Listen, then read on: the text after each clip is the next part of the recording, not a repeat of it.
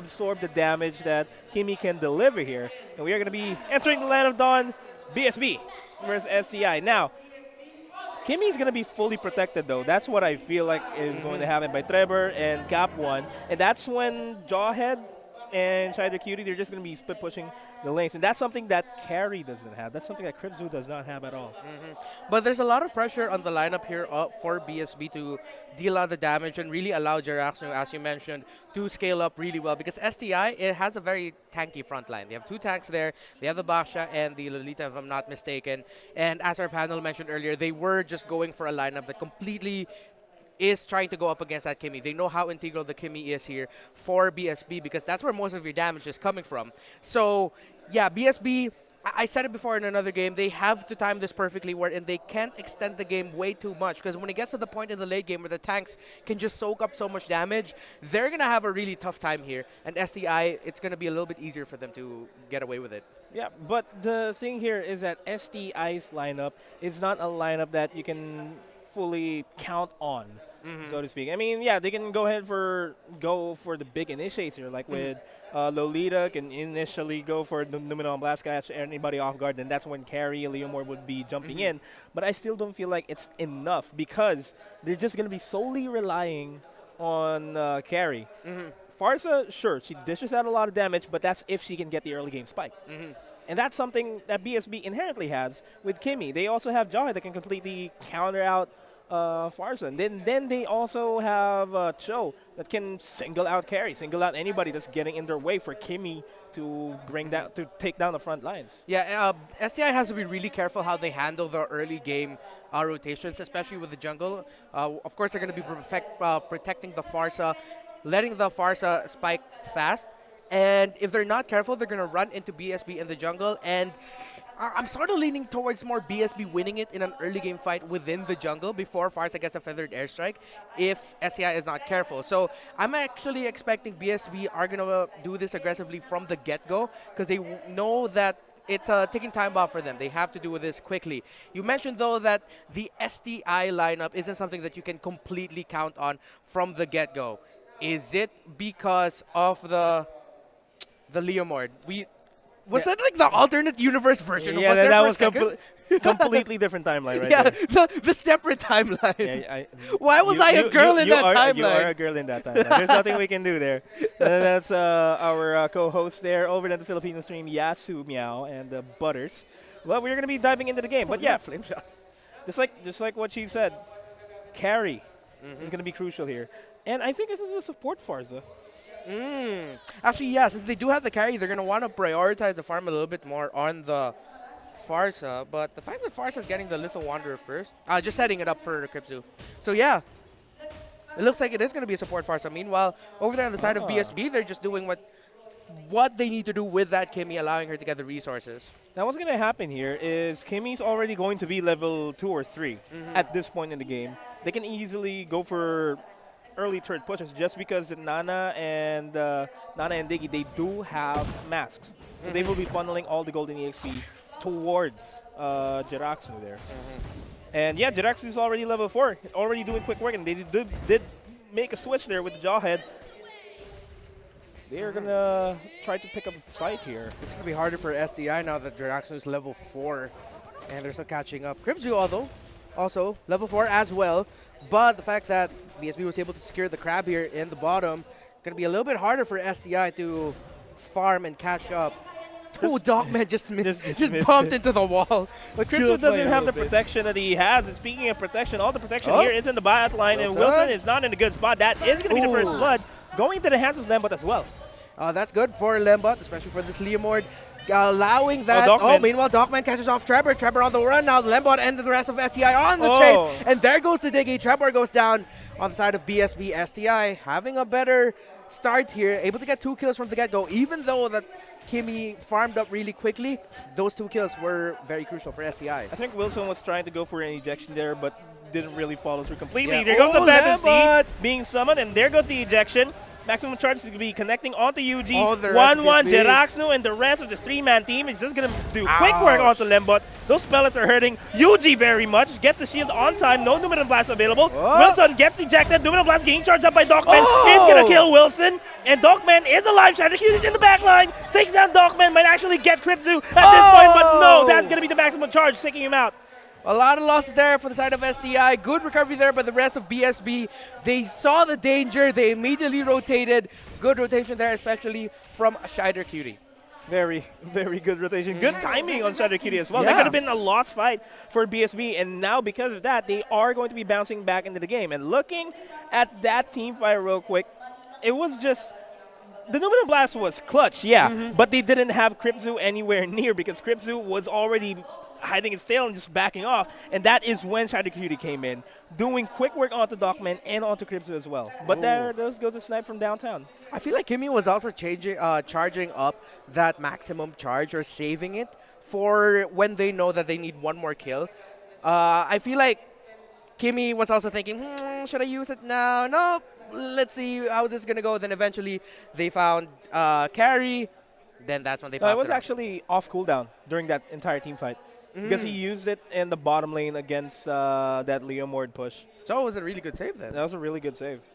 So did that in the bottom lane, just waited for the cooldown, and then, just in time. I mean, it was pretty much just in time. But that's where BSB can shine here because they have the superior rotation here compared to how SCI is playing the game. I mean, they have Leomord, but I don't feel like Leomord is going to be a threat just yet. Not just yet, of course. We all know that the Leomord is the sweeper. That's how we've known it for the longest time. And up until you really have to wait for the Leomord to get the key items, to get that Bloodless Axe, to get that Endless Battle, really get that lifesteal in. And that's when you can really count on the Leomord. As long as the Leomord doesn't have that, BSB can play this a little bit more aggressively. And they know that STI, that Leomord, won't deal so much damage yet that you have to worry about it. But once again, it's a race against time. BSB have to do this fast and have to do this really quickly. What BSB can actually do here is, as I'm saying this, they are pressuring the top side. And they are looking for a fight here onto Nixu. Gets away with the Dragon connection, and Nixu's going to go down. This is going to be the easy tier 1 turret. Not yet, though. They don't have the wave, but the wave is coming up. Meanwhile, great response there by SEI, taking down the turret first. Going to make them a little bit more dangerous in the rotation now. Meanwhile, on the top lane, though, BSB, as you mentioned, that first turret in the top lane, though, getting really dangerously low now that the Cho is just there. Already destroyed 1 for 1 in terms of the turrets. And they are making their presence known here in the mid lane because they want to protect the mid lane rotation here. Mid lane is, in my opinion, the most important lane to protect because if mid is just wide open, it just allows you a lot of rotation access. Yeah, meanwhile, speaking of rotation, Lambot gets caught off the Sniper! maximum charge! Not really. Oh, it was the flame shot. Not even the maximum charge, but it was the Diggy that got the kill with a flame shot. It's a Diggy snipe. You'd never expect a Diggy to snipe, but thank you for introducing the flame shot, Moonton. That's the world that we live in now. Diggy can snipe. Shider Cutie gets caught off by Nixu. The rest of BSB are not nearby to help. STI is there though, so of course he has to get back. Meanwhile, the bottom lane, look at that Kimmy, Jiraxu, and that Nana just focusing there. But here back in the top lane, Wilson and Trevor are in a bit of danger. STI applying the pressure here. Meanwhile, the Nana and the Kimmy, Numenor blast with a flicker, not connected because of the time. There goes just in time. There goes Shider Cutie from the back. Here comes the rest of STI now going on the retreat because Nixu gets ejected to the back line, but they still can't get the kill because he's just so tanky. Not a lot of damage right now coming from BSB. The Kimmy isn't there for the assist, so it's going to be a stalemate. That was a good disengage. That was a good disengage by Trevor. You don't see that often. The Numenor Blast was getting charged, and he just popped it right at the same time. If it connected, that's going to be 2 guys down on the side of BSB, and then the turret going down. But yeah, I digress. The turret's still going to go down. It's 1 HP now. That was really, really great timing because it's not, he didn't pop it when it was charging up. It was just when he felt that, okay, it's about to hit full charge with the sun. But no, here comes Dogman getting caught out. He's probably going to go down. Killing spree now for the Kimmy Feather. Airstrike has been brought down, but it's not going to deal enough damage to BSB. That's another kill for the boys blessed since birth. And now they are going to be sieging up the mid lane and keep the blessings coming. Cho's going to be in a bit of a tight spot there over the top side, and he is going to go down without a shadow of a doubt. Ooh. Almost makes it out, but Shut down there by the Farsa. the projectile was already on his way, so there's no chance he was going to escape, even with the flicker. No chance. So that's what you got. No chance in hell.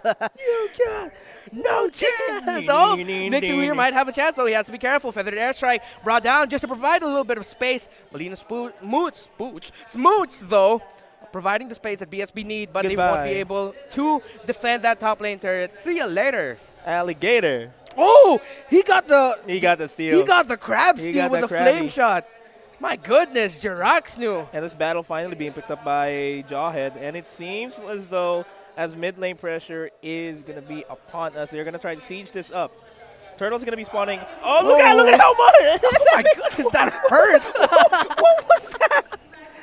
The damage. I think that was a flame shot with the maximum charge. Like as soon as she another flame shot. Nixu getting really low. Journey. He's taken down by Trevor's Diggy, but here comes Cripzu. No, he's not going to go for the chase. Feathered airstrike just to provide a little bit of space.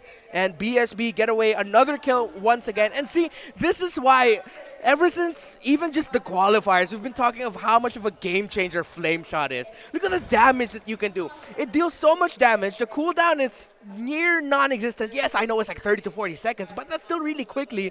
You have pretty much have a long-range shotgun for the entirety of the game. You're basically converting one of your skills into a Valor skill. Yeah. Valor also has that. Minus a stun. So yeah, that's why we also don't see Valor get... No, Valor does. But this is going to be an attempt for a steal. Doesn't actually happen, but that is space created to secure the turtle. Yeah. Now here's the problem I have when you're picking a Farza and you have a Kimmy on your side and you got 3 guys with flame shots on the other side. You will be able to snipe out Farza. Like, as soon as you connect the flame shots, it essentially opens up the feathered airstrike. Hey, guys, this is the target right here. Let's aim our flame shot. And you're going to be running away. Yeah, and the range of that flame shot is crazy. That's why you can do it. Like, flame shot used to be brought out only because if you have a Farsa, you put flame shots on your backliner so it doesn't get anywhere near Farsa. That's when people realize, you know what, we can actually use it to snipe out Farsa. And that's what we've been seeing. The time of the Farsa meta came by really quickly because of the changes in the meta, especially with the introduction of that flame shot. Dangerous, dangerous skill. I know a lot of us have a lot of opinions about the flame shot, but this is how we're seeing it now. Maximum charge used, but misses. She was already a Molina. How could you miss that? No, I'm not Jirax. Would you have made that? If I were closer. If I were closer, I would have made that shot. Once again, you are a Molina.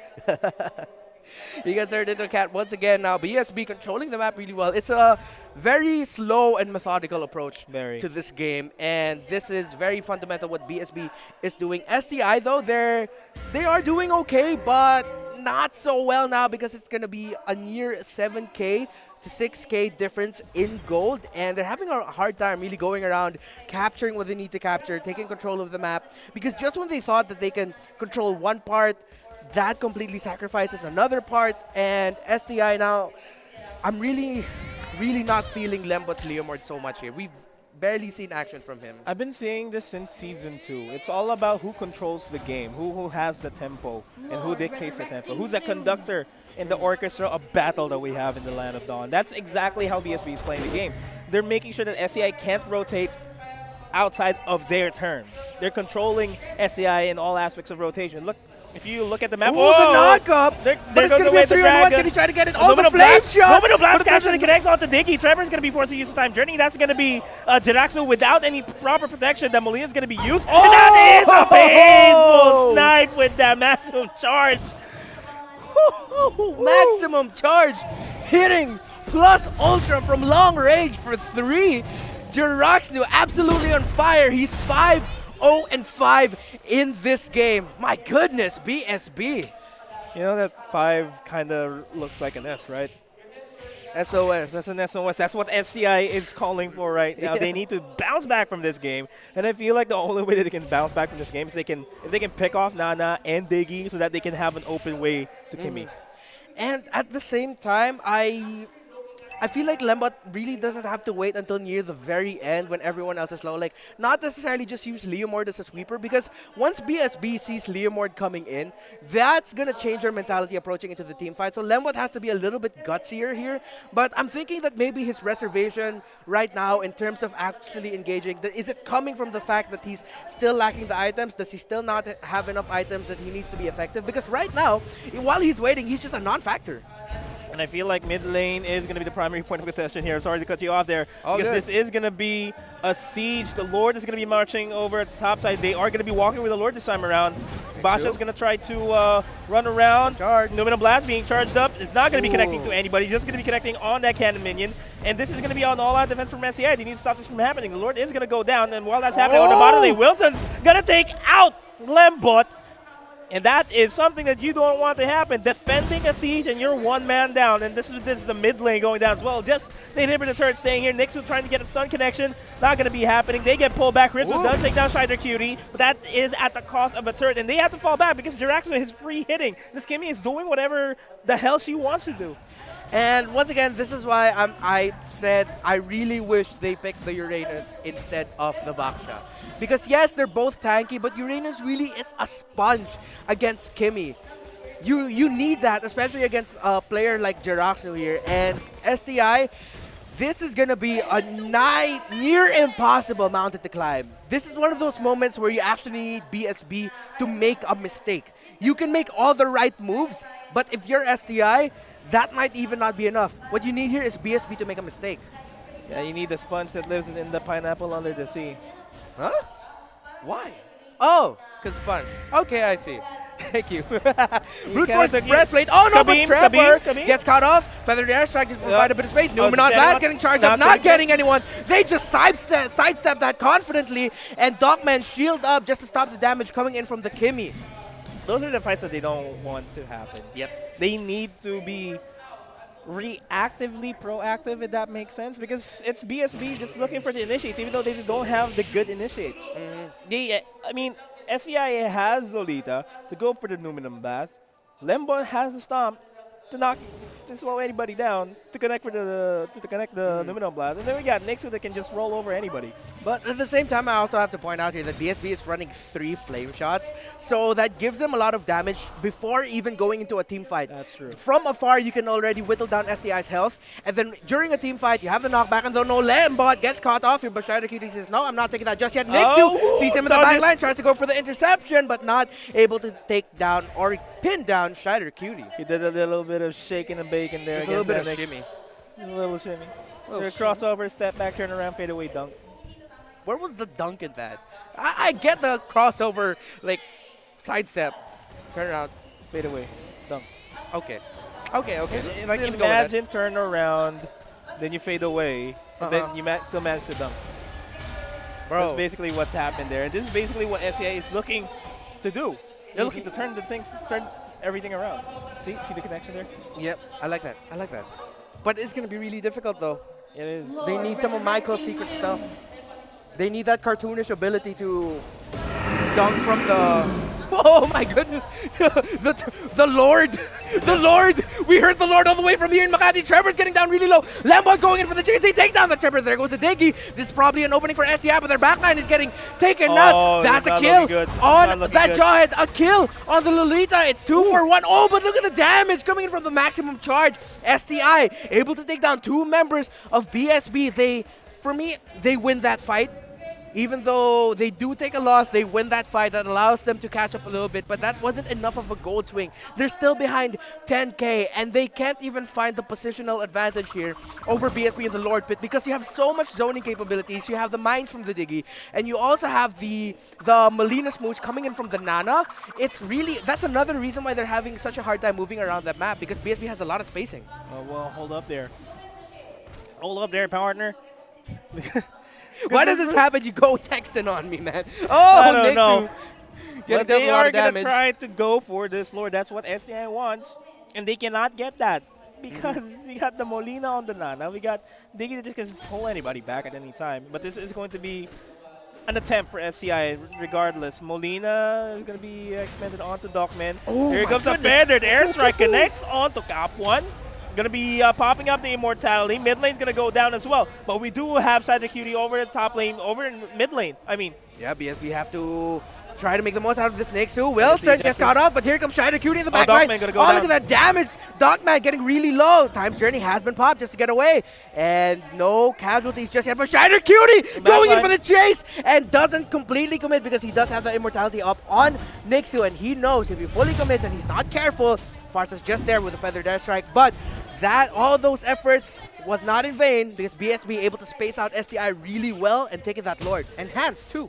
it's a level 2 Lord. It's going to hurt. It's going to be marching straight into the mid lane, which means that STI is going to be devoting a lot of skills to take down the Lord before he reaches the base. Yeah, but that's if BSB allows them to get even to that middle area of the map. Yeah, they can start split pushing at any time now, and I think that is what Cho's going to do, what Shadow Cutie's going to do here over the top side.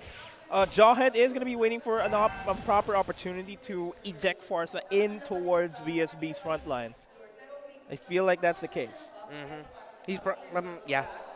Yeah. And look what's happening here. You mentioned that what STI needs to do is try to start whittling away the Lord while it's in the middle, but because of the spacing that and the map control that BSB just has here, it's really hard to do. And look at the aggression BSB is showing here, applying the pressure in the mid, not even allowing them to get out of base. And they are going to be sieging the bottom lane. That's going to be a lot of skills expended onto the Lord. Bottom lane turret is going to go down. Top lane inhibitor turret is going to be next. There goes a Feather Air Strike to be used defensively on all fronts in order to dish out the maximum amount of damage. Time Journey is going to be committed there. That's going to be the kill by Lembot. Numinum Blast being charged up. Going to be connecting on two people, but not a lot of follow-throughs here. Crimson's going to be going in for the kill, but it's not going to be enough because Shadow Cutie is going to be in the back lines, but Jirax is now going to go down. Shadow Cutie tried to go for Dogman, but that's not going to happen though. And this might be a good... No, this is not a might be. This is a good defense from STI, but that is already a quarter of the HP chipped down from the base. And now we're getting to the point where Nixu is starting to be able to take a lot of damage coming in from the Kimmy. He was just spacing them out over there in the middle. Great job there by Nixu. And now, of course, Kripzu, BSB have to respect the fact that STI have the carry here. That Shredder carry can shred them so quickly, but no, they get caught off there. Molina Blitz, so many ultimates. Dogman goes down. Only one tank left remaining for STI. That's 3 down for STI, but the Leomord and Yuji is about to come back on that Farsa, but will it be enough? It's not. BSB applying the pressure. Look at Shider Cutie just splitting from the rest of the team, applying extra pressure there in the bottom lane, and this has been the story of the game. It's just been all BSB, STI really trying their absolute best to make the most out of a BSB mistake. Yes, they did that earlier with the defense, but getting caught off their Dogman, that really, really hurt them. I still feel like this is a lost game from STI now at this point. It's hard to come back in this state, especially considering the fact that, yeah, they're all level 15s now, but they don't have the rotations from BSB. And that's what BSB has. They're applying a lot of pressure all across the map. The STI just has to respond. Speaking of that, Nixon's going to get kicked into Oblivion, gets Molino, and goes down. Immortality's going to be popped. Phantom Steed doesn't even matter because it hurts. Crimson's going to go down. Lembot as well. Wilson, no. 3 down already for the side of STI. BSB will apply the pressure. 5 of them are up, and it looks like this is going to be GG. Look at Jiraxnu just freely hitting in the base, and they pause right at the moment when the game was about to end. But folks, pretty sure that we know what's going to happen here. This is going to be an STI win. Pretty sure it's safe now for us to talk about what happened here. BSB just took control of the map and did not let go. Did not let go, did not give them any chance to bounce back. And that is how you win games. You control your opponent to the point where you control your opponent. Like, hey, you're not gonna rotate anymore. You're not gonna go to the bottom lane anymore. You're gonna be focusing on us here on the top lane. That's exactly what BSB did. And again, I have to bring it up. If you have a Kimmy and a Cho in the other team, just pick the Uranus. Because Uranus can really hold down the side lanes. And we talked about holding the tempo, setting the tempo. Uranus does that for a lot of compositions for the